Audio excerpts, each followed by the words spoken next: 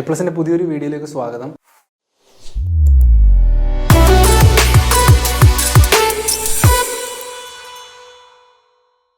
നമ്മളിന്ന് കുറച്ച് questions discuss ചെയ്യാൻ പോവുകയാണ്.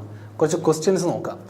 ക്വസ്റ്റ്യൻസിന് അനുസൃതമായി പഠിക്കേണ്ടത് വളരെ ഇമ്പോർട്ടൻ്റ് ആണ്. എക്സാം പോയിന്റ് ഓഫ് വ്യൂവിന് അനുസൃതമായിട്ട് പഠിക്കേണ്ടത് വളരെ ഇമ്പോർട്ടൻ്റ് ആണ്. കുറേ കാട് കയറി പഠിച്ചത് കൊണ്ട് നമുക്ക് സംതൃപ്തി വരുമെങ്കിൽ പോലും എക്സാമിനത് അനുയോജ്യമായി പഠിക്കുന്നതാണ്. കുറച്ച് നമ്മുടെ എഫർട്ടിനെ കുറച്ച് കുറച്ചെടുത്താൽ മതിയാകും. അപ്പോൾ അങ്ങനെ പഠിക്കുമ്പോൾ എക്സാം പോയിന്റ് ഓഫ് വ്യൂവിൽ പഠിക്കാം, ബ്രില്യൻ്റ് ആയിട്ട് പഠിക്കാം, സ്മാർട്ട് വർക്ക് എന്നുള്ള രീതിയിൽ പഠിക്കാം. അപ്പോൾ അങ്ങനെ നോക്കുമ്പോഴത്തേക്കും ക്വസ്റ്റ്യൻസിന് പരിഗണന കൊടുക്കേണ്ടത് വളരെ പ്രാധാന്യമാണ് നമുക്ക് കാണാൻ കഴിയും. അപ്പോൾ ക്വസ്റ്റ്യൻസ് ഇതിൻ്റെ കൂടെ ഇൻ്റർമിങ്കിൾഡ് ആയിട്ട് നമ്മൾ പഠിക്കണം. ഓരോ ക്ലാസ് കാണുകയും ആ ഏരിയയിലെ ക്വസ്റ്റ്യൻസ് കാണുകയും ആ ക്വസ്റ്റ്യൻസിനെ കൂടുതലായിട്ട് കുറച്ചുകൂടെ ഒന്ന് നോട്ട്സിലേക്ക് എഴുതുമ്പോഴത്തേക്കും എൻറിച്ച് ചെയ്ത് എഴുതാൻ പറ്റുകയും ചെയ്യണം. അങ്ങനെ വേണം നമുക്ക് പഠിത്തം കൊണ്ടുപോകാനായിട്ട്. Which of the following statements reflect most accurately what an obiter dictum is? നമ്മൾ ഒബിറ്റർ ഡിക്റ്റത്തിനെ കുറിച്ച് പറഞ്ഞതാണ്. ഒബിറ്റർ ഡിക്റ്റം പറഞ്ഞപ്പോൾ നമ്മൾ എന്തും കൂടെ പറഞ്ഞു, റേഷ്യോ ഡെസിഡൻറ്റി എന്നും കൂടെ പറഞ്ഞു. റേഷ്യോ ഡെസിഡൻറ്റി എന്താണ്, ഒബിറ്റർ ഡിക്റ്റം എന്താണ്, നമ്മുടെ ക്ലാസ്സിൽ നമ്മൾ പറഞ്ഞതാണ്. എന്താണ് റേഷ്യോ ഡെസിഡൻറ്റി? ഒരു പ്രസിഡന്റ് ഒരു ഡിസിഷൻ ഉണ്ടാവുക, ആ ഡിസിഷനിലെ പ്രസിഡന്റ് അതുപോലുള്ള സമാനമായ കേസുകളിൽ ഭാവിയിൽ ആ പ്രസിഡന്റ് പ്രകാരം കോടതി വിധിക്കുക. ഇതൊക്കെ ഒരു കൺസിസ്റ്റൻസിയും കൊഹറൻസും ജുഡീഷ്യറിയുടെ നിലനിർത്താനാണ് എന്ന് നമ്മൾ പറഞ്ഞു. അങ്ങനെ പ്രസിഡന്റ് പഴയ കേസുകളിൽ നിന്നുള്ള ആ പ്രസിഡന്റ് എടുത്ത് നേരെ പുതിയ കേസുകളിലേക്ക് ഇടുമ്പോൾ എന്താണ് എടുത്തിടുക? ആ പഴയ കേസുകളിലുള്ള ആ ലാൻഡ്മാർക്ക് ഡിസിഷനുള്ള റേഷ്യോ ആണ് എടുക്കുന്നത്. അതിനകത്ത് എന്ത് കാരണമാണ് ആ ഡിസിഷൻ വന്നത്, ഇന്ന കാരണമില്ലായിരുന്നെങ്കിൽ ആ ഡിസിഷൻ വരില്ലായിരുന്നു, അങ്ങനെയുള്ള ആ കാരണമാണ് ഒരു പ്രസിഡന്റ് അല്ലെങ്കിൽ ഒരു പ്രസിഡന്റായിട്ട് നിലനിൽക്കുന്ന ആ കാരണം, ആ റേഷ്യോനെയാണ് പുതിയ കേസുകളിൽ ആ റേഷ്യോയാണ് കൊണ്ട് അപ്ലൈ ചെയ്യുന്നതെന്നൊക്കെ നമുക്കറിയാം പ്രസിഡൻ്റായിട്ട്. അപ്പോൾ റേഷ്യോ ഡെസിഡൻറ്റി എന്ന് പറയുന്നത് അതാണ്. ഒബിറ്റർ ഡിക്റ്റം എന്ന് പറയുന്നത് എന്താണ്? അതുപോലെ തന്നെ സമാനതകളുണ്ട്, പക്ഷേ രണ്ടും രണ്ട് ടൈപ്പാണ്. ഒബിറ്റർ ഡിക്റ്റം എന്ന് പറഞ്ഞു കഴിഞ്ഞാൽ ഒരു കേസ് വാദിച്ചുകൊണ്ടിരിക്കുമ്പോഴത്തേക്കും എന്താണ്, നമ്മൾ പറഞ്ഞാണ്, ഒരു കേസ് വാദിച്ചുകൊണ്ടിരിക്കുമ്പോൾ ഒരു 7 അംഗ ബെഞ്ച് വിധി പറഞ്ഞെന്നിരിക്കട്ടെ, 4 ജഡ്ജസ് ഒരു കാര്യം പറഞ്ഞു, 3 ജഡ്ജസ് മറ്റൊരു കാര്യം പറഞ്ഞു, എതിരായിട്ടുള്ള കാര്യം പറഞ്ഞു. ആരുടെ ഡിസിഷൻ ആയിരിക്കും ബൈൻഡിങ്? 4 ജഡ്ജസ് എടുത്ത തീരുമാനമായിരിക്കും ബൈൻഡിങ്. 4:3 എന്നുള്ള റേഷ്യോയിലായിരിക്കും ഡിസിഷൻ വരിക. ബാക്കി 3 ജഡ്ജസ് പറഞ്ഞ തീരുമാനത്തിനെ നമുക്ക് എന്താന്ന് പറയാം? ഡിസെൻഡിങ് ജഡ്ജ് പറഞ്ഞ തീരുമാനത്തിനെ ഒരു പരിധിവരെ ഡിസെൻഡിങ് ഒപ്പീനിയൻസിനെ ഒബിറ്റർ ഡിക്റ്റായിട്ട് പരിഗണിക്കാം. പക്ഷേ അതിനേക്കാളും കൂടുതൽ ഈ 4 ജഡ്ജസ് പറഞ്ഞ ഒബിറ്റർ ഡിക്റ്റയുടെ യഥാർത്ഥ മീനിങ് വരുന്നത് a say by the way. ഒരു കാര്യം പാസിങ് ഒരു കാര്യം പറഞ്ഞുകൊണ്ടിരിക്കുന്ന സമയത്ത് ഒരു വേറൊരു പർട്ടിക്കുലർ കാര്യത്തിനെ പറ്റി ഒന്ന് പരാമർശിച്ചെങ്കിൽ അതിനാണ് ഒബിറ്റർ ഡിക്റ്റം എന്ന് പറയുന്നത്. ഒരു ഹൈപ്പോത്തറ്റിക്കൽ ഒരു വിധി പറഞ്ഞതിൻ്റെ ഇടയ്ക്ക് ഒരു ഹൈപ്പോത്തറ്റിക്കൽ കണ്ടീഷനെ പറഞ്ഞ് വെച്ചുകൊണ്ട് ജഡ്ജസ് ഒരു കാര്യം പറയുകയാണ്, അതിനൊക്കെയാണ് ഒബിറ്റർ ഡിക്റ്റം എന്ന് പറയുന്നത്. A mere say by the way, ഒരു കാര്യം ഓൺ ദ വേയിൽ പറഞ്ഞു, അത്രേ ഉള്ളൂ. അത് അത്ര ബൈൻഡിങ് അല്ല ബാക്കിയുള്ള സബോർഡിനേറ്റ് കോഴ്സിന്. പക്ഷേ അതൊരു പെർഷ്വേഷീവ് പ്രസിഡന്റ് ആണ്. അതൊരു അബ്സല്യൂട്ട് ബൈൻഡിങ് പ്രസിഡന്റ് അല്ല, ഒരു പെർഷ്വേഷീവ് ആണ്. അതിനെ വേണേ എടുക്കാം, അതിൻ്റെ ആവശ്യകത ഉള്ളിടത്ത് തന്നെ എടുക്കാം, അല്ലാത്തപ്പോൾ എടുക്കാതിരിക്കാം. അപ്പോൾ അതാണ് ഒബിറ്റർ ഡിക്റ്റ എന്ന് പറയുന്നത്. അപ്പോൾ അങ്ങനെ ഒബിറ്റർ ഡിക്റ്റ വരുമ്പോഴത്തേക്ക് ഇതിനകത്ത് ഏത് ഓപ്ഷൻ വരാനാ chance? So the following statement reflect most accurately what an obiter dictum is. Final judgment in a case. Final judgment in a case എന്ന് പറയുമ്പോൾ എന്തായിട്ടാണ് വരിക? അത് ഒരു റേഷ്യോ ഡെസിഡൻറ്റി ആയിട്ടൊരു ബന്ധമുള്ള കാര്യമാണ് final judgment in a case. അതിൻ്റെ പ്രസിഡന്റ് അതിനെ പറഞ്ഞിരിക്കുന്ന കാര്യങ്ങൾ ഒരു പ്രസിഡന്റായിട്ട് സമാനമായ കേസുകളിൽ ഭാവിയിലേക്ക് എടുക്കുന്ന ഫൈനൽ ജഡ്ജ്മെന്റ് ഒബിറ്റർ ഡിക്റ്റ അല്ല. പിന്നെ ഏതാ? Statement of a dissenting judge. Dissenting ജഡ്ജിന്റെ ഒരു സ്റ്റേറ്റ്മെന്റ്, ഓക്കെ, അത് പരിഗണിക്കാവുന്ന ഒരു കാര്യമാണ്. Passing comment on a related legal issue, ഒരു റിലേറ്റഡ് ആയിട്ടുള്ള ലീഗൽ ഇഷ്യൂ, ഒരു ഹൈപ്പോത്തറ്റിക്കൽ ഒരു കേസിനൊരു വിധി പറയുന്നു, ആ കേസിൻ്റെ സമാനമായിട്ടുള്ള വേറൊരു ഹൈപ്പോത്തറ്റിക്കൽ സിറ്റുവേഷൻ പറഞ്ഞുകൊണ്ട് ജഡ്ജ് ഒരു കമൻ്റ് ഇറക്കുകയാണ്, ഒരു അല്ലെങ്കിൽ എന്തെങ്കിലും ഒരു പരാമർശത്തിനെ ചോദ്യം ചെയ്യുകയാണ്. സമൂഹത്തിൽ നിലവിലുള്ള ഏതെങ്കിലും ഒരു വ്യവസ്ഥിതിയെ ചോദ്യം ചെയ്യുകയാണ്. ഇതിനെയൊക്കെയാണ് എന്ത് പറയുക? ഒബിറ്റർ ഡിക്റ്റം എന്ന് പറയുക. അതിനെയൊക്കെ ചോദ്യം ചെയ്ത രീതി, അതിനെയൊക്കെ ചോദ്യം ചെയ്ത സെന്റൻസ്, അതൊക്കെ ജഡ്ജിന്റെ കണ്ടെത്തലുകളാണ്. അതിനെയൊക്കെയാണ് obiter dictum, a mere say by the way എന്ന് പറയുക. Passing comment on a related legal issue, main reasoning through which judge reached their decision. അതിനെന്താ പറയുക? Main reasoning through which the judge reached their decision. എന്താണോ ആ reason, എന്താണോ ആ കാരണം, അതാണ് ആ ഡിസിഷനിലേക്ക് എത്തിച്ചേരാനുണ്ടായ കാരണമെങ്കിൽ അതിനെ റേഷ്യോ എന്നല്ലേ പറയാ. അപ്പൊ ഇതെല്ലാം നമുക്കറിയാം. പിന്നെ വരുന്നത് ഇത് രണ്ടുമാണ്. ഏതാണ് ഇതിന്റെ യഥാർത്ഥ answer? Passing comment on a related legal issue, അതാണ് ഒബിറ്റ് ഡിക്റ്റം. മോസ്റ്റ് അപ്രോപ്രിയേറ്റ് ആയിട്ട് വരുന്നത് passing comment on a related legal issue. Dissenting ജഡ്ജിന്റെ ഒപ്പീനിയൻസിനും ഒബിറ്റ് ഡിക്റ്റമായിട്ട് വേണേൽ പരിഗണിക്കാം. പക്ഷെ ഇതിനകത്ത് എന്താ പറയുന്നത്? Statement of a dissenting judge. ഒരു statement of a dissenting judge obit dictum ആവില്ല. ഒരു കേസ് മുന്നിലേക്ക് വരുമ്പോൾ ഉള്ള ഡിസെൻഡിങ് ഒപ്പീനിയൻ, ഡിസെൻഡിങ് ജഡ്ജിന്റെ ആ കേസിന് അപ്ലൈ ആയിട്ടുള്ള ഡിസെൻഡിങ് ഒപ്പീനിയൻസ് വരാം ഒബിറ്റ് ഡിക്റ്റമായിട്ട്. പക്ഷേ ഒരു സ്റ്റേറ്റ്മെന്റ്, ഡിസെൻഡിങ് ജഡ്ജ് ഒരു സ്റ്റേറ്റ്മെന്റ് ഇറക്കുകയാണ്, അതിനെ ഒബിറ്റ് ഡിക്റ്റമായിട്ട് പരിഗണിക്കാൻ പറ്റും. ഇത് രണ്ടും ക്ലോസ് ആയിട്ടുള്ളൊരു ഓപ്ഷനാണ്. Most appropriate A passing comment on a related legal issue. ആ കേസിന് സമാനമായ ഒരു റിലേറ്റഡ് ലീഗൽ ഇഷ്യൂവിനെ വെച്ചുകൊണ്ട് പാസ് ചെയ്തൊരു ലീഗൽ കമന്റ്, അതാണ് ഒബിറ്റ് ഡിക്റ്റം. അതുകൊണ്ട് mere say by the way ആണല്ലോ. ഒരു പാസിംഗ് കമന്റ് ഒരു റിലേറ്റഡ് ലീഗൽ ഇഷ്യൂവിനെ, ആ കേസിനെ കുറിച്ചല്ല, ആ കേസിന് സമാനമായ ഒരു ഇഷ്യൂവിനെ പറ്റി സംസാരിക്കുക, അതൊരു ഒബിറ്റ് ഡിക്റ്റമാണ്. ഇതാണ് ഏറ്റവും മോസ്റ്റ് അപ്രോപ്രിയേറ്റ് ആയിട്ടുള്ളത് ആൻസർ. ഈ ഒബിറ്റ് ഡിക്റ്റം എന്താണെന്ന് നമ്മൾ ക്ലാസ് കണ്ട് നോട്ട് വായിച്ച് പഠിക്കേണ്ടതാണ്. ഒബിറ്റ് ഡിക്റ്റം വളരെ ഇമ്പോർട്ടൻ്റ് ആണ്. ബേസിക് ചോദ്യം മാത്രമേ ചോദിച്ചിട്ടുള്ളൂ, ഉള്ളിലേക്ക് പോയിട്ടല്ല ചോദിച്ചിരിക്കുന്നത്. ഒബിറ്റ് ഡിക്റ്റത്തിൻ്റെ മറ്റ് ശാസ്ത്രീയ കാര്യങ്ങളൊന്നും ചോദിച്ചിട്ടില്ല. എന്താണ് ഒബിറ്റ് ഡിക്റ്റം എന്നുള്ള ബേസിക് കാര്യങ്ങൾ മാത്രം അറിഞ്ഞിരുന്നെങ്കിൽ ഈ ചോദ്യം നമുക്ക് ഉത്തരം എഴുതാൻ പറ്റും. അങ്ങനെയാണ് പല ചോദ്യങ്ങളും പെട്ടെന്ന് കാണാൻ കഴിയുക. റേഷ്യോ ഡെസിഡൻറ്റി എന്താണ് എന്നുള്ളൊരു കോൺസെപ്റ്റ് അറിഞ്ഞു കഴിഞ്ഞാൽ ചിലപ്പോൾ അതിൻ്റെ ഓപ്ഷൻ നമുക്ക് അറിയാൻ പറ്റും. എന്താണ്? Main reasoning through which the judge reached their decision എന്ന് നമുക്കൊരു ഓപ്ഷൻ കാണുമ്പോഴത്തേക്കും കുത്താൻ പറ്റും. റേഷ്യോ ഡെസിഡൻറ്റിയെ പറ്റിയാണ് ചോദിച്ചതെങ്കിൽ അപ്പോൾ റേഷ്യോ ഡെസിഡൻറ്റി എന്താണ്, അതിൻ്റെ യഥാർത്ഥ ഡെഫിനിഷൻ കാണാതെ പഠിക്കുകയല്ല വേണ്ട. അത് എന്താണ് ആ കണ്ടന്റ്, ശരിക്കും അർത്ഥം എന്താണ് ആക്കുന്നത് എന്നുള്ളത് മനസ്സിലാക്കുകയാണ് വേണ്ടത്. അതിന് അഡീഷണൽ നോട്ട്സും പ്രൊവൈഡ് ചെയ്തിട്ടുണ്ട്. അതിൻ്റെ മെയിനായിട്ടുള്ള ഡ്രൈ ആയിട്ടുള്ള ഡെഫിനിഷൻ മാത്രമല്ല, അത് വായിച്ചു കഴിഞ്ഞാൽ അതിൻ്റെ കോൺസെപ്റ്റ് മുഴുവനായിട്ട് മനസ്സിലാകാൻ രീതിയിലുള്ള നോട്ട്സ് അതിനകത്ത് ആഡ് ചെയ്തിട്ടുണ്ട്. അത് വായിച്ച് അതിൻ്റെ കോൺസെപ്റ്റ് മുഴുവനായിട്ട് സ്ക്വീസ് ചെയ്തെടുക്കുക. എല്ലാത്തിൻ്റെയും എല്ലാ ലീഗൽ ടേംസിൻ്റെയും, അതുപോലെ പല ലീഗൽ ടേംസും ഉണ്ട്. Ratio decidendi, obit dictum, in pari materia, non obstante clause, അങ്ങനെ പറഞ്ഞ് കുറേ ലീഗൽ ടേംസ്. ഇതിൻ്റെയൊക്കെ കൺഫ്യൂഷൻ വരാത്ത രീതിയിൽ എക്സാം ഹോളിൽ ഇരിക്കുമ്പോഴത്തേക്കും അയ്യോ അതാണോ അതാണോ എന്നുള്ളൊരു കൺഫ്യൂഷൻ വരരുത്. കൃത്യമായിട്ട് അതിൻ്റെ ഒരു എക്സാമ്പിൾ വെച്ച് പഠിച്ചാൽ മതി ഈ ലീഗൽ ടേംസിനൊക്കെ. എക്സാമ്പിൾസ് ഒക്കെ വെച്ച് പഠിച്ച് കഴിയുമ്പോഴത്തേക്കും നമുക്ക് ഓർമ്മ വരും. അല്ലാതെ ഇത് ഇന്നതാണ്, ഇതിൻ്റെ അർത്ഥം ഇതാണ് എന്ന് വെച്ച് പറഞ്ഞാൽ ലീഗൽ ടേമാണ്, നമ്മളെപ്പോഴും യൂസ് ചെയ്യുന്നൊരു കാര്യമല്ല, നമുക്ക് മാറാൻ സാധ്യതയുണ്ട്. അപ്പോൾ അതുകൊണ്ട് എക്സാമ്പിൾ വെച്ച് കോർത്തിണക്കി പഠിക്കുക, അപ്പോഴേ ഓർമ്മ നിൽക്കാൻ സാധ്യത ഉണ്ടാവുള്ളൂ. അടുത്ത ചോദ്യം, which among the following schools of jurisprudence is related to the idea that law is a product of societal needs and demands? നമ്മൾ ഒരുപാട് സ്കൂൾസ് ഓഫ് ജൂറിസ്പ്രുഡൻസിനെ പറ്റി പഠിച്ചു. സ്കൂൾസ് ഓഫ് ജൂറിസ്പ്രുഡൻസ്, ഏത് സ്കൂൾ ഓഫ് ജൂറിസ്പ്രുഡൻസ് ആണ് എന്ത്? Law that is a product of societal needs and demands. സൊസൈറ്റിക്ക് കൂടുതൽ പ്രാധാന്യം കൊടുക്കുക, സൊസൈറ്റിയുടെ ഇച്ഛകൾക്ക് കൂടുതൽ പ്രാധാന്യം കൊടുക്കുക, സൊസൈറ്റിയുടെ വെൽഫെയറിന് കൂടുതൽ പ്രാധാന്യം കൊടുക്കുക. ഒരു നിയമം ഇംപ്ലിമെൻ്റ് ചെയ്തതിന് ശേഷം അവിടെ എന്തെങ്കിലും ഒരു വെൽഫെയർ ഉണ്ടായിട്ടുണ്ടോ, അത് ഗുണകരമാണോ സമൂഹത്തിന്, അതോ അത് ദോഷകരമായിട്ടാണോ ബാധിക്കുന്നത്, ഇംപ്ലിമെൻറ്റേഷൻ സ്റ്റേജിൽ എങ്ങനെയൊക്കെയാണ് എന്നൊക്കെയുള്ള കൂടുതൽ സൊസൈറ്റിയെ അല്ലെങ്കിൽ സൊസൈറ്റിയുടെ ഇൻഡിവിജ്വൽസിനെ കൂടുതൽ പരിഗണന കൊടുക്കുക, അവരുടെ വെൽഫെയറിന് കൂടുതൽ പ്രാധാന്യം കൊടുക്കുന്നൊക്കെ സ്കൂൾ ഏതാ? നമ്മൾ പഠിച്ചതാണ്. ഏതാണ്?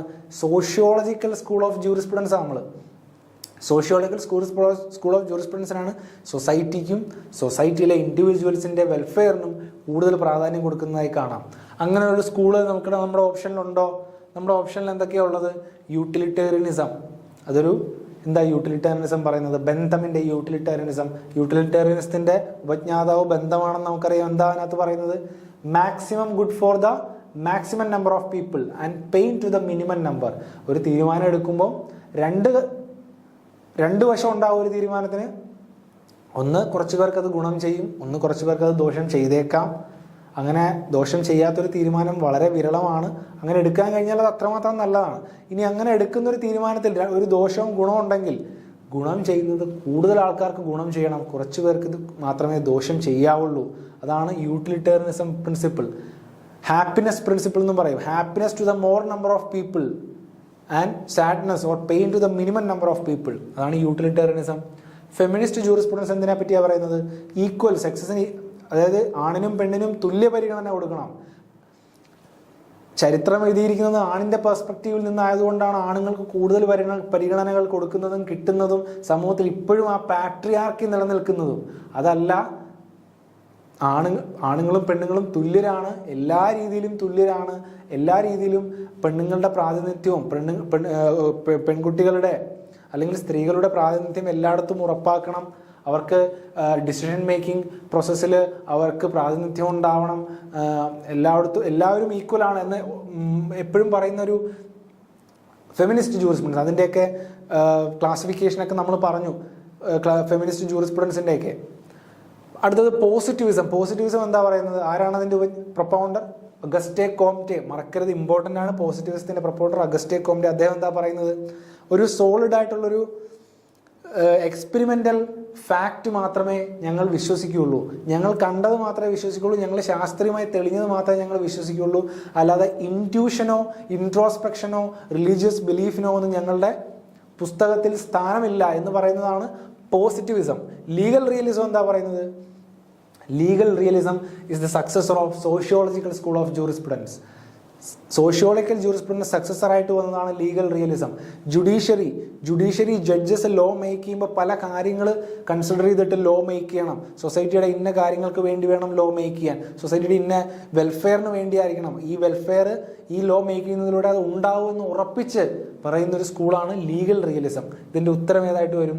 Which among the following schools of jurisprudence is related to idea that law is a product of societal needs and demand. സൊസൈറ്റിയുടെ ആവശ്യകതകൾ അറിഞ്ഞ് നിർമ്മിക്കുന്ന ലോ, ജഡ്ജ് മെയ്ഡ് ലോ ആണ് ലീഗൽ റിയലിസം. അതാണ് ഇതിൻ്റെ ആൻസർ. മൂന്നാമത്തെ ചോദ്യം, golden rule of statutory interpretation allows the court to. Golden rule of statutory interpretation. നമ്മൾ ഇന്റർപ്രിട്ടേഷൻ ഓഫ് സ്റ്റാറ്റ്യൂട്ട്സിൽ 2-3 റൂള് പറഞ്ഞത് ഓർമ്മയുണ്ടോ? എന്തൊക്കെ റൂളാണ് പറഞ്ഞത്? ഫസ്റ്റ് റൂൾ ഏതായിരുന്നു? ലിറ്ററൽ റൂൾ ഓഫ് ഇന്റർപ്രിട്ടേഷൻ, പിന്നെ മിസ്ചീഫ് റൂൾ ഓഫ് ഇന്റർപ്രിട്ടേഷൻ, പിന്നെ golden rule of interpretation, harmonious construction. ഇതിനെയൊക്കെ പറ്റി പറഞ്ഞ ഓർമ്മയില്ലേ? ലിറ്ററൽ റൂൾ ഓഫ് ഇന്റർപ്രിട്ടേഷൻ എന്താണ് പറയുന്നത്? ലിറ്ററലി എന്താണോ സ്റ്റാറ്റ്യൂട്ടിൽ ലിറ്ററലി വേർഡ് ബൈ വേർഡ് പറഞ്ഞിരിക്കുന്നത് അത് അക്ഷരം പറഞ്ഞ് നടപ്പാക്കണം. അതിൽ നിന്ന് ജുഡീഷ്യറി ഇന്റർപ്രറ്റ് ചെയ്യുമ്പോൾ യാതൊരു വ്യതിചലനവും ഉണ്ടാവരുത്. എന്താണോ ആ സ്റ്റാറ്റ്യൂട്ടിൽ പറഞ്ഞിരിക്കുന്നത് അതിൽ യാതൊരു അണുകിട വ്യത്യാസമില്ലാതെ ഇംപ്ലിമെന്റ് ചെയ്യണം. ജുഡീഷ്യറി ഒരു മോഡിഫിക്കേഷനും സ്റ്റാറ്റ്യൂട്ടിൽ വരുത്താൻ പാടില്ല. അത് ആ റിസൾട്ട് അബ്സേർഡ് അങ്ങനെ നടപ്പിലാക്കിയാൽ ഉള്ള അബ്സേർഡിറ്റിയെ കുറിച്ച് അതിനകത്ത് ഒന്നും പറയുന്നില്ല. എന്താണോ പറഞ്ഞിരിക്കുന്നത് അത് നടപ്പാക്കണം എന്നാണ് ലിറ്ററൽ റൂൾ ഓഫ് ഇന്റർപ്രിട്ടേഷനിൽ പറയുന്നത്. ലിറ്ററൽ റൂൾ ഓഫ് ഇന്റർപ്രിട്ടേഷനിൽ കുറേ രസകരമായ കേസുകൾ നമ്മൾ പഠിച്ചു അല്ലേ? ഒരുത്തൻ്റെ ചെവി കടിച്ചു മുറിച്ചു, അപ്പോഴത്തേക്കും സ്റ്റാറ്റ്യൂട്ടിൽ എന്താ പറഞ്ഞിരിക്കുന്നത്? മാരകമായ ഒരു വെപ്പൺ ഉപയോഗിച്ച് മുറിച്ചാൽ മാത്രമേ അത് കേസാവുള്ളൂ.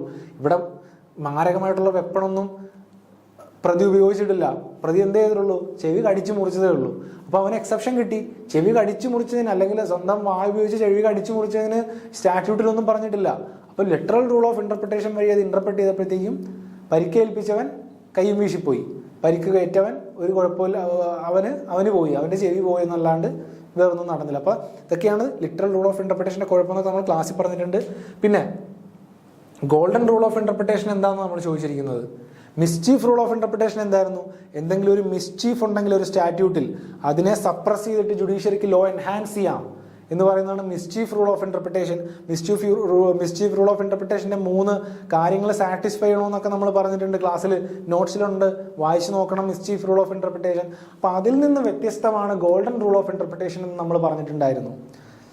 ഗോൾഡൻ റൂൾ ഓഫ് ഇന്റർപ്രിട്ടേഷനിലെ ലിറ്ററൽ റൂളിലെയും മിസ്ചീഫിലെയും പോലെ അല്ല, കുറച്ച് കാര്യങ്ങൾ ജഡ്ജസിന് അനുവദിച്ചു കൊടുത്തിട്ടുണ്ട്. കുറച്ച് കാര്യങ്ങൾ, ജഡ്ജസിൻ്റെ ഡിസ്ക്രീഷന് കുറച്ച് കാര്യങ്ങളുണ്ട്. അത് കുറച്ച് ഫ്രീഡം ജഡ്ജസിന് കൊടുത്തിട്ടുണ്ട്. കൃത്യമായിട്ട് സ്റ്റാറ്റ്യൂട്ടിൽ എന്താണോ പറഞ്ഞിരിക്കുന്നത് അത് തന്നെ നടപ്പാക്കി കഴിഞ്ഞാൽ അബ്സേർഡ് ആയിട്ടുള്ള വിരുദ്ധമായിട്ടുള്ള റിസൾട്ട് ആയിരിക്കും ഉണ്ടാവുക എന്ന് ജഡ്ജിന് തോന്നിക്കഴിഞ്ഞാൽ കുറച്ച് മോഡിഫിക്കേഷൻ ജഡ്ജിന് വരുത്താം. ആ രീതിയിൽ അതിനെ ഇൻ്റർപ്രറ്റ് ചെയ്ത് ആ കേസ് മുന്നിൽ വരുമ്പോഴത്തേക്കും അതിനെ ഇൻ്റർപ്രറ്റ് ചെയ്ത് ആ റൂള് അതിനെ ഇംപ്ലിമെൻ്റ് ചെയ്ത് കഴിഞ്ഞ് കഴിഞ്ഞാൽ കുറച്ചുകൂടെ വെൽഫെയർ ഉണ്ടാവുമെങ്കിൽ അങ്ങനെ കുറച്ച് മാറ്റം വരുത്താനുള്ളൊരു അധികാരം ജഡ്ജിന് കൊടുത്തിരിക്കുന്ന ഒരു റൂളാണ് ഗോൾഡൻ റൂൾ ഓഫ് ഇന്റർപ്രിട്ടേഷൻ എന്നൊക്കെ നമ്മൾ പറഞ്ഞതാണ്. അങ്ങനെ വരുമ്പോൾ ഏത് ഓപ്ഷൻ വരാനാണ് സാധ്യത? Give effect to the literal meaning of the statute. Correct ആ ലിറ്ററൽ മീനിങ്ങിൽ തന്നെ സ്റ്റാറ്റ്യൂട്ട് ഇംപ്ലിമെന്റ് ചെയ്യണമെന്നാണോ ഗോൾഡൻ റൂൾ പറയുന്നത്? അതേതാ? Literal rule of interpretation. Modify the plain meaning of statutory words in order to prevent absurd result. അടുത്ത option choose the most just interpretation. അതിനകത്ത് just interpretation, ഏറ്റവും അനുയോജ്യമായ ഇന്റർപ്രിട്ടേഷൻ ചൂസ് ചെയ്യാനായിട്ട്. Ignore legislative intent. Legislative ഇൻറ്റന്റിനെ പരിഗണിക്കുകയേ വേണ്ട എന്നാണോ golden rule of interpretation പറയുന്നത്? ഏതാണ് അതിന്റെ ഉത്തരം വരിക? Modify the plain meaning of statutory words in order to prevent absurd result.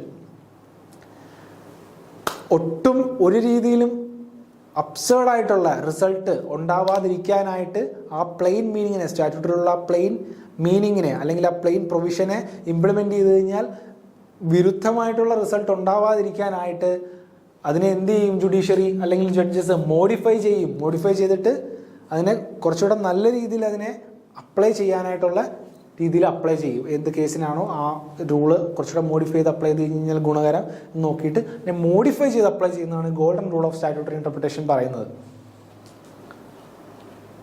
ഇനി നാലാമത്തെ ചോദ്യം എന്താണ്?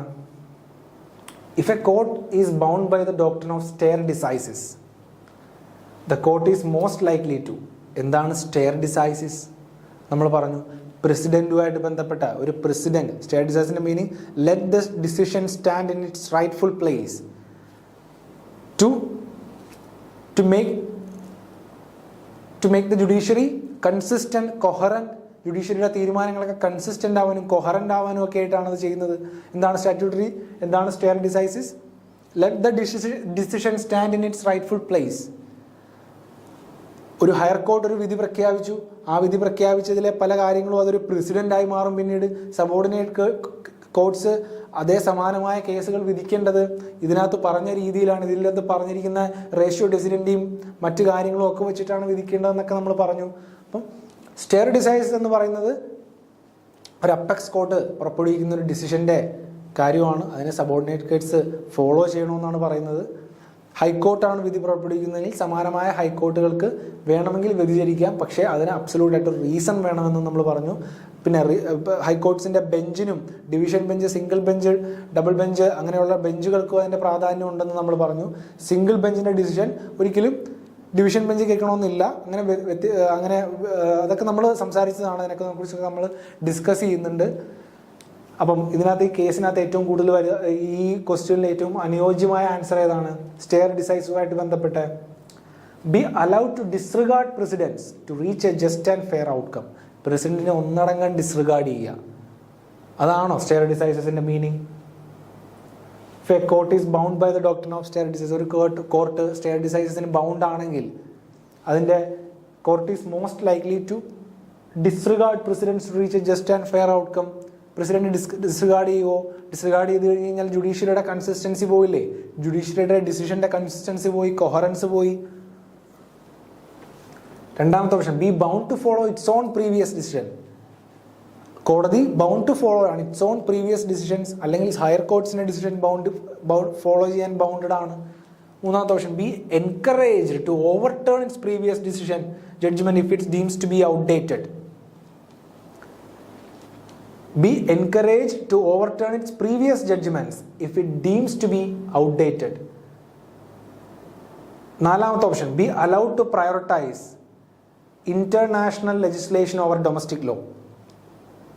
Be allowed to prioritize international legislation over domestic law. ഇതിനകത്ത് ഏതാണ് മോസ്റ്റ് അനുയോജ്യമായിട്ടുള്ള option? be bound to follow its own previous decision. Let the decision stand in its rightful place. Be bound to follow its own previous decision ആയിട്ട് most അനുയോജ്യം. ഇനി അടുത്ത ചോദ്യം, which among the following legal system relies on the principle of precedence and the decision of higher courts? Which among the following legal system relies on the principle of precedence and the decision of the higher courts? ഏതാണ് legal system relies on the principle of precedence and decisions of the higher courts? ഏത് legal സിസ്റ്റമാണ് പ്രസിഡന്റിനും higher കോർട്സിന്റെ ജഡ്ജ്മെന്റ്സിനും കൂടുതൽ priority കൊടുക്കുന്നത്? ഇതിനകത്ത് customary law എന്താണ് നമ്മൾ പറഞ്ഞതാണ്. Customary law traditional practices, പണ്ട് മുതലേ കൈമാറി വന്ന പ്രാക്ടീസസ്.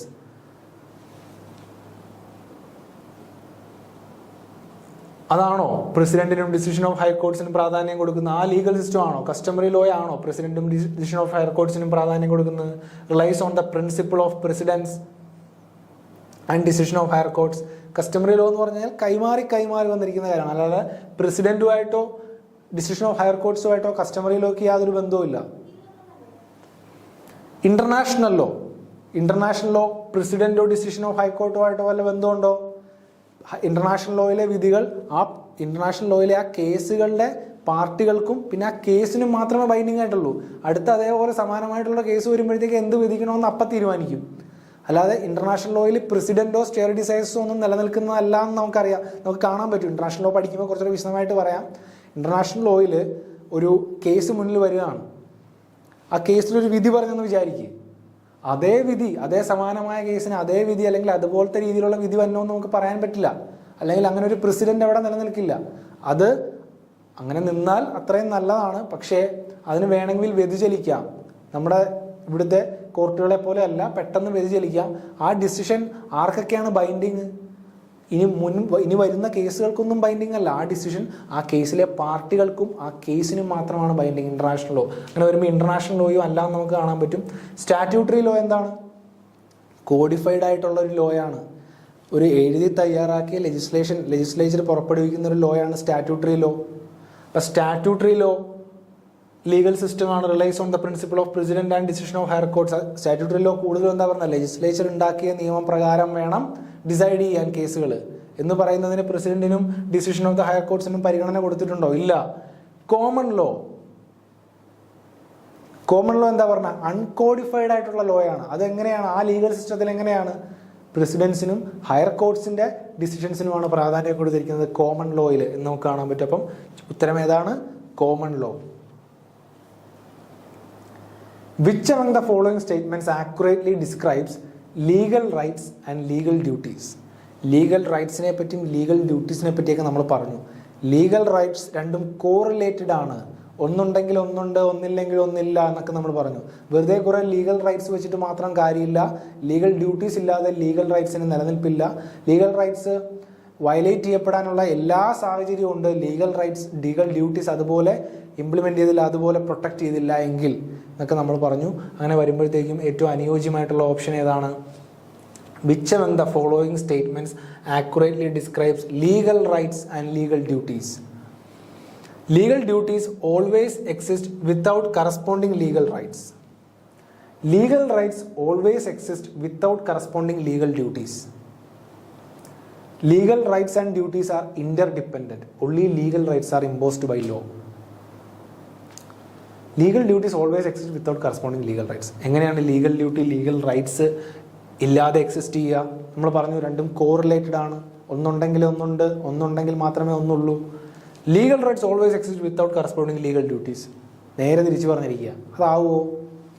മൂന്നാമത് എന്താ പറയുന്നത്? Legal rights and duties are interdependent. രണ്ടും ഇന്റർഡിപ്പെൻഡന്റ് ആണ്. Only legal rights are imposed by law. Legal rights law പ്രകാരമാണ് ഇമ്പോസ് ചെയ്തിരിക്കുന്നത്. ഏറ്റവും അനുയോജ്യമായ ഓപ്ഷൻ ഇവിടെ ഏതാണ്? Legal rights and duties are ഇന്റർഡിപ്പെൻഡന്റ്.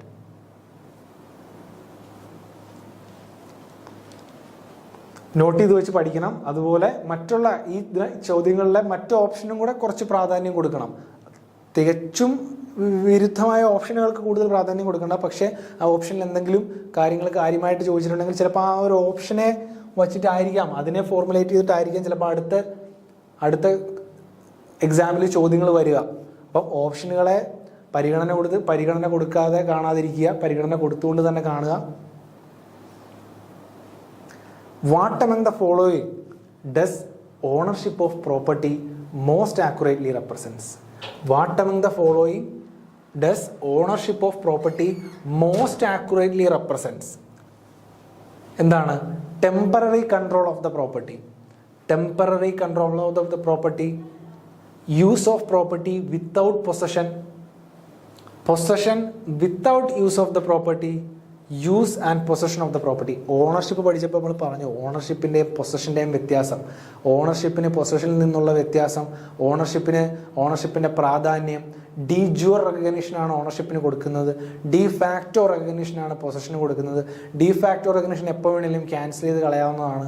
D ജുവർ recognition അങ്ങനെയല്ല, അത് കൺഫർ ചെയ്താൽ കൺഫർ ചെയ്യപ്പെട്ടതാണ്. മരണത്തോടു കൂടി മാത്രമേ, അല്ലെങ്കിൽ അതിൻ്റെ ആ പ്രോപ്പർട്ടിയുടെ ഡിസ്ട്രക്ഷനോട് കൂടി മാത്രമേ ആ റൈറ്റ് ഇല്ലാതാവുള്ളൂ എന്നൊക്കെ നമ്മൾ പറഞ്ഞു. അപ്പോൾ അങ്ങനെ നോക്കുമ്പോഴത്തേക്കും എന്താണ്, what among the following does ownership of property most accurately represent? Temporary control of the property. താൽക്കാലികമാണോ? താൽക്കാലികമായിട്ട് ഒരു പീരീഡ് മുതൽ ഇന്ന പീരീഡ് വരെ കൺഫർ ചെയ്യുന്നത്, ഒരു പ്രോപ്പർട്ടിയുടെ ഓണർഷിപ്പ് കൺഫർ ചെയ്യുന്നത് എന്തിലാണ്? പൊസഷൻ, കൈവശാവകാശം. ഫോർ എക്സാമ്പിൾ ലീസിന് കൊടുത്തു, മോർഗേജിന് കൊടുത്തു, അങ്ങനെയൊക്കെ വരുമ്പോഴാണ് temporary control of the property. Possession കൈവശം വയ്ക്കുന്ന ആൾക്കാർക്കാണ് temporary control of the property. Ownership കിട്ടിക്കഴിഞ്ഞാൽ ടെമ്പററി കൺട്രോൾ അല്ല, അബ്സല്യൂട്ട് കൺട്രോൾ ആണ്, ഇൻഡെഫിനിറ്റ് കൺട്രോൾ ആണ്. ക്വസ്റ്റ്യൻ പറഞ്ഞ പോലെ unlimited in point of user, unrestricted in point of disposition, unlimited in point of എന്ന് പറഞ്ഞ പോലെ ആണ് use of property without possession. Use of property without possession, use of property without possession. അതെങ്ങനെയാണ് use of property without possession? അതൊട്ടും convenient ആയിട്ടുള്ള ഒരു option അല്ല. അടുത്തത് possession without use of property. Possession ഉണ്ട്, വിത്തൗട്ട് യൂസ് ഓഫ് പ്രോപ്പർട്ടി. അതും കൂടുതൽ apt അല്ല. ആപ്റ്റ് ഏതാണ്? യൂസ് ആൻഡ് പൊസഷൻ ഓഫ് പ്രോപ്പർട്ടിയാണ് ownership of property most accurately represents. യൂസും ചെയ്യാം, നമ്മുടെ സ്വന്തം പ്രോപ്പർട്ടിയാണ്. പൊസസും ചെയ്യാം. യൂസ് ആൻഡ് പൊസഷൻ ഓഫ് പ്രോപ്പർട്ടിയാണ് ഏറ്റവും ആക്യുറേറ്റ് ആയിട്ടുള്ള ഓണർഷിപ്പ് ഓഫ് പ്രോപ്പർട്ടി. അടുത്ത ക്വസ്റ്റ്യൻ നോക്കാം. Use of a non obstante clause in any statute signifies. Non obstante clause എന്താണെന്ന് നമ്മൾ പറഞ്ഞു. ഒരു പ്രൊവിഷനിൽ, ഒരു സ്റ്റാറ്റ്യൂട്ടിൻ്റെ ഒരു പ്രൊവിഷനിൽ നോട്ട് വിത്ത് സ്റ്റാൻഡിങ് എന്ന് പറഞ്ഞുകൊണ്ട് തുടങ്ങുന്നൊരു പ്രൊവിഷൻ, ഒരു പ്രൊവിഷനിൽ ഇങ്ങനെ notwithstanding anything contained in this statute, notwithstanding anything contained in this article, notwithstanding anything contained in this section എന്ന് പറഞ്ഞു കഴിഞ്ഞാൽ ആ സെക്ഷനെ ഓവർ റൈഡ് ചെയ്യാണ് ഈ പറഞ്ഞിരിക്കുന്ന സെക്ഷൻ. ഒരു ഓവർ റൈഡിങ് എഫക്റ്റ് കൊണ്ടുവരുന്നതാണ് ഈ നോൺ ഒബ്സ്റ്റൻഡേ ക്ലോസ് എന്നൊക്കെ. നമ്മൾ നോൺ ഒബ്സ്റ്റൻഡേ ക്ലോസിൻ്റെ ഒരു എക്സാമ്പിളൊക്കെ സിറ്റിസൺഷിപ്പിലെ ആർട്ടിക്കിൾ 5, 6, 7 എടുത്തുകൊണ്ട് നമ്മൾ പറഞ്ഞായിരുന്നു. 6 പറയുന്നുണ്ട് notwithstanding anything contained in article 6. Article 7 പറയുന്നുണ്ട് notwithstanding anything contained in article 5 and 6. Article 5 ലും 6 ലും പറഞ്ഞിരിക്കുന്ന ഒന്നും ഈ സെക്ഷനിൽ ബാധിക്കുന്നില്ല. അതുപോലെ ആർട്ടിക്കിൾ 34 കോൺസ്റ്റിറ്റ്യൂഷനിലെ പറയുന്നത് എന്താണ്? മാർഷ്യൽ ലോ ഇംപ്ലിമെന്റ് ചെയ്ത സമയത്ത്, മാർഷ്യൽ ലോ ഉള്ള സമയത്ത് എന്ത് ബാധിക്കുന്നില്ല എന്നാണ് പറയുന്നത്? മാർഷ്യൽ ലോ ഉള്ള സമയത്ത് ഫണ്ടമെന്റൽ റൈറ്റ്സ് ഇവിടെ ബാധിക്കുന്നില്ല എന്ന് പറയുന്നുണ്ട്. Notwithstanding anything contained in the part 3 of the constitution. Martial law article 34 ഉള്ള സമയത്ത് ഫണ്ടമെന്റൽ റൈറ്റ്സ്, മൗലികാവകാശങ്ങൾ ഒന്നും നിലനിൽക്കുന്നില്ല എന്ന് പറയുന്നുണ്ട്. നോൺ ഒബ്സ്റ്റൻഡേ ക്ലോസിന്റെ കാര്യം പറയണം. നോട്ട് വിത്ത് സ്റ്റാൻഡിങ് എന്ന് പറഞ്ഞു കഴിഞ്ഞാൽ ഒരു ഓവർ റൈഡിങ് എഫക്റ്റ് ആണ് ഈ പ്രൊവിഷന് മറ്റേ പ്രൊവിഷനുമായിട്ട് കമ്പയർ ചെയ്യുമ്പോൾ. First option, a presumption of constitutional validity, an explicit override of conflicting provisions in other laws, a delegation of legislative authority to the executive branch, a limitation on the scope of judiciary. ഏതാണ് അതിന് correct ആയിട്ട്? an explicit override of conflicting provisions in other laws. അതാണ് ഏറ്റവും apt ആയിട്ടുള്ള option. When statutes are said to be in pari materia, the court may interpret them in pari materia. അർത്ഥം എന്താണ്? Of the same subject matter, അല്ലെങ്കിൽ same subject മാറ്ററിനെ കുറിച്ച് പരാമർശിക്കുന്ന രണ്ട് സ്റ്റാറ്റ്യൂട്ടുകൾ, അല്ലെ ഒരേ സ്റ്റാറ്റ്യൂട്ടിലെ രണ്ട് പ്രൊവിഷൻസ്. നമ്മൾ പറഞ്ഞു ഒരു എൻവയോൺമെന്റൽ ലോയുടെ രണ്ട് സ്റ്റാറ്റ്യൂട്ടുകൾ. എൻവയോൺമെന്റിനെ ഒന്ന് വേസ്റ്റ് മാനേജ്മെന്റിനെ പറ്റി ആയിരിക്കും എൻവയോൺമെന്റിനെ പറ്റി പറയുന്നത്, മറ്റേത് ക്ലൈമറ്റ് ചേഞ്ചിനെ പറ്റി ആണെങ്കിലും രണ്ടും പറയുന്നത് എന്താ? പരിസ്ഥിതിയെ സംരക്ഷണമാണ് രണ്ട് സ്റ്റാറ്റ്യൂട്ടുകളും പറയുന്നത്. ഇൻ പാരി മെറ്റീരിയൽ അങ്ങനെ രണ്ട് സ്റ്റാറ്റ്യൂട്ടുകൾ വന്നു കഴിഞ്ഞാൽ രണ്ടിനെയും ഒരേപോലെ നല്ല രീതിയിൽ ആ പറഞ്ഞിരിക്കുന്നത് രണ്ടിനും പ്രാധാന്യം കൊടുത്തുകൊണ്ട് ഇംപ്ലിമെന്റ് ചെയ്യണം. അല്ലാതെ ഒന്ന് കാരണം ഒന്നിനെ കട്ട് ചെയ്ത് മാറ്റിക്കൊണ്ട് മറ്റതിനെ കട്ട് ചെയ്ത് മാറ്റിക്കൊണ്ടല്ല പറയേണ്ടതെന്ന് പറയുന്ന കാര്യമാണ് ഇൻ പാരി മെറ്റീരിയ. സോ അതാണ്, ഇത്രയും ആണ് ഈ ക്ലാസ്സിൽ പറയാനുള്ളത്. ബാക്കി നമുക്ക് അടുത്ത ക്ലാസ്സിൽ പഠിക്കാം, ഡിഫൈൻ ചെയ്ത് പഠിക്കാം. Thank you.